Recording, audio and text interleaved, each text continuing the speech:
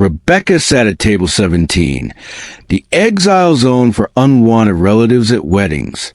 Her younger brother's reception glittered around her with designer gowns and champagne toasts while she calculated whether groceries or Christine's field trip will win this month's budget battle. 5 years of rebuilding after her ex disappeared when she announced her pregnancy. 5 years of pitying glances and whispered conversations that stopped when she approached. Then Robert appeared. He didn't waste time with pleasantries. "Pretend to be my girlfriend tonight," he said, his Mediterranean accent cutting through the wedding music. "Help me get my family off my back, and I'll make sure yours stops treating you like a charity case." She should have refused. Should have walked away from the stranger in the $1,000 suit with a scar along his jawline and eyes that promised danger. Instead, she took his hand when her ex-boyfriend approached his new wife, Rebecca's own cousin, sneering about her pathetic life. One dance, she told herself. Robert moved with lethal grace, his hand possessive on her lower back, whispering details that made their fictional relationship sound completely real. For one night, she wasn't a family disappointment. She was someone worth wanting. "Continue this for a few weeks," Robert suggested as he drove her home through rain-slicked streets, "until both our families back off. Then we stage a quiet breakup." Rebecca took his card, told herself she'd throw it away. She didn't. That single decision would pull her into a world of territorial wars and organized crime, but would also show her that sometimes the most dangerous choice is the one that saves you. For days later, two men appeared at Rebecca's apartment door. They were Russian, cold-eyed, carrying themselves like violence was recreational. They had photos from the wedding, her and Robert dancing, laughing, looking like lovers who actually belonged together. "You're his woman," the taller one said, his accent thick. "That makes you interesting to Mr. Jeffrey." They left before Rebecca could respond, but their message was crystalline. She'd accidentally become leveraged in a war she didn't understand. She called Robert. Within 20 minutes, he arrived with security, his jaw tight with fury she hadn't seen before. "The Bratva," he explained, Russian organized crime pushing into territories controlled by Italian families. "Someone sent them photos, told them you're connected to me. They want to use you as pressure. Then we end this. Tell them it was fake." Too late. Jimmy, Robert's associate who looked like he bench-pressed motorcycles, shook his head. "They've already decided your leverage. Reality doesn't matter now." Robert's eyes locked on hers. "I can keep you safe. You and Christine both. But you have to trust me." Rebecca should have called the police. Should have grabbed her daughter and disappeared. Instead, she looked at this man she'd known for 4 days and made the most reckless decision of her life. "Okay," she whispered. "I trust you." Robert's expression shifted. Relief mixed with something darker, more possessive. "Pack bags for both of you. You're coming with me tonight." Robert's penthouse became their gilded cage. Floor-to-ceiling windows overlooked the city like a kingdom. Security systems that would shame government facilities, and a man who somehow knew how to braid a 5-year-old's hair without being asked. Christine fell for him immediately. The way he crouched to her level when speaking, how he helped with her homework without condescension, the patience he showed when she asked the same dinosaur question 5 different ways. "Mr. Robert is nice," Christine told Rebecca one evening, drawing a picture that included a tall man standing beside them. "Can we stay here forever?" That terrified Rebecca more than any Russian mobster. Meanwhile, Robert's world revealed itself in layers. The restaurants were real, legitimate businesses serving authentic Italian cuisine. Everything else existed in shadows. Territory negotiations, arrangements with other families, a careful balance of power that kept the city running for those who knew where to look. My father built this, Robert explained one night on his terrace, city lights reflecting in his dark eyes. 3 generations of maintaining order in chaos. The Russians want to replace diplomacy with violence. I'm trying to hold the line. And me?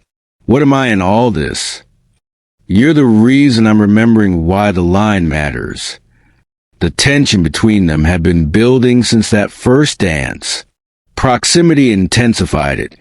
The way he moved through rooms, how he smelled like sandalwood and danger, the timbre of his voice when he spoke Italian on phone calls that made her pulse race. They didn't cross that line. Not yet, but it was coming. Jimmy discovered the source of the leak. Mildred, Rebecca's cousin. Gambling, debts, desperation, and 6 months of feeding information to the Bratva. She'd seen the wedding photos and sold them out to clear her debts.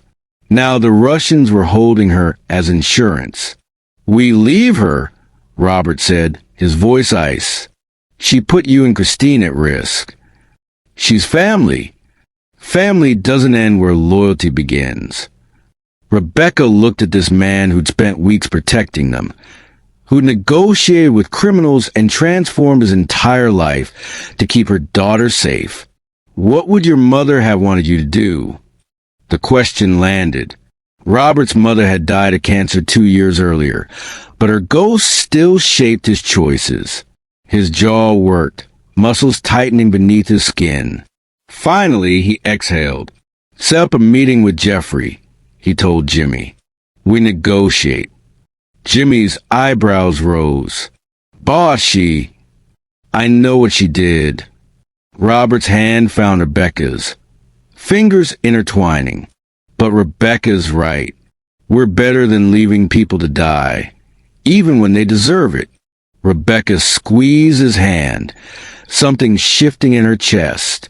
This man, this dangerous, complicated man, was choosing mercy because she'd asked, because her values mattered to him. Thank you, she whispered. Robert pulled her close, lips brushing her temple. Don't thank me yet. This could go very wrong. But they would face it together. And somehow, that made all the difference. Quick pause. Tell me in the comments where you're watching from. If this story has you hooked, hit like and subscribe. Because what's coming next is even more intense. The meeting happened in an industrial warehouse that smelled like rust and old violence. Jeffrey sat across from them. Late 50s, military bearing, eyes that had seen cruelty and become comfortable with it. Mildred sat beside him, bruised and terrified. Pretty thing, Jeffrey said. Studying Rebecca, our sources say the relationship started fake. Desperate single mother, convenient arrangement. Very romantic. What we started with doesn't matter, Rebecca said before Robert could respond. You're using me to pressure him. That makes me part of this conversation. Jeffrey's laugh was cold, bold. Your cousin said you had pride. He laid out his terms. 3 blocks of prime territory in exchange for Mildred's release and leaving them alone. Robert was ready to negotiate. Rebecca wasn't. No. She stood, adrenaline overriding survival instincts. You don't get to threaten families and then act like negotiation is reasonable. You came to my apartment where my daughter sleeps. You're holding my cousin in a basement. What kind of men build power by terrorizing children? The warehouse went silent. Jeffrey stared at her. You think you can shame me? I think I'm not afraid anymore. The lie tasted like metal, but she forced it out. You wanted leverage? Congratulations. You've shown me exactly what you are. And I'd rather watch everything fall apart than give you 1 inch through fear. Robert stood slowly, positioning himself between them, his body a shield. Rebecca speaks for both of us. Robert's voice cut through the tension like a blade. But here's a better offer, he continued, never breaking eye contact with Jeffrey. Take the 3 blocks. They're scheduled for redevelopment anyway. Property values will tank when the city announces new zoning next month. In exchange, we establish a formal peace treaty. No more civilian threats. No more kidnapping. Clear boundaries. Jeffrey leaned back, considering. Jimmy shifted beside Robert, hand moving subtly toward his jacket. The warehouse felt like a powder keg waiting for a spark. Finally, Jeffrey nodded. Your woman has courage. Foolish courage, but courage. He extended his hand. We accept. And Mr. Rossi? If this started fake, make it real. Women who speak truth to power are rare. They walked out of that warehouse into cold air that tasted like rain. Rebecca made it to Robert's car before her legs gave out. Adrenaline crash hitting like a physical blow. He caught her, pulled her close, and kissed her like he'd been holding back for weeks. Rebecca kissed him back, pouring everything into it. Fear and relief and the terrifying realization that this has stopped being fake somewhere between the first dance and now. This isn't fake anymore, Robert said when they finally broke apart, his forehead resting against hers. You know that, right? She did know, had known since watching him braid Christine's hair, since he'd held her hand while talking about his mother, since she'd fallen asleep on his terrace feeling safer than she had in years. Stay, he whispered, not because you're in danger. Stay because you want to see where this goes when it's real. 3 weeks after her brother's wedding, Robert closed his flagship restaurant for a private dinner. Their families gathered, hers wary but warming, relieved he'd finally found someone. Christine sat beside Rebecca, practically vibrating with excitement about her special job. Halfway through dessert, Robert stood. The room fell silent. 3 weeks ago, I approached Rebecca with a fake arrangement to help us both. Somewhere between that first dance and now, pretending became the most real thing in my life. He knelt beside her chair, producing a ring that caught the candlelight like captured starfire. I'm not offering a fake anymore. I'm offering everything real. My world, my heart, my protection. Will you marry me? Christine bounced in her seat. Say yes, Mom. Say yes, so I can do my special job. Rebecca looked at this man who'd entered her life as a convenient fiction and became essential. Tears blurred her vision as she nodded. Yes. Christine pulled out 2 wedding bands from her purse, announcing proudly that she was a ring bearer, that she'd be part of the family forever. The restaurant erupted in applause and tears. Later, on the terrace overlooking the city, Robert pulled Rebecca close. 3 weeks. That's all it took for everything to change. Love at first sight, she murmured. Your mother would have approved. She would have reminded me that the best things are worth fighting for, especially when they're complicated. Music drifted from inside, the same song from that first dance. Robert offered his hand. One more time, but this time for real. She took it. 6 months later, Christine walked down the aisle scattering flower petals.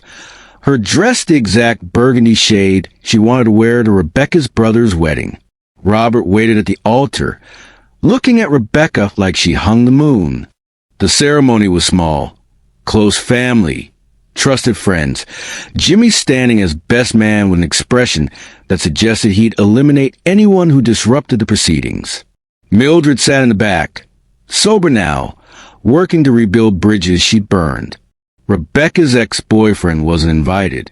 Her family had learned to stop pitying her. And somewhere in the city, agreements between families are held, because sometimes the most dangerous man in a room is the one who chooses diplomacy over violence. Robert, take you, Rebecca, he said when the moment came, his voice steady and sure.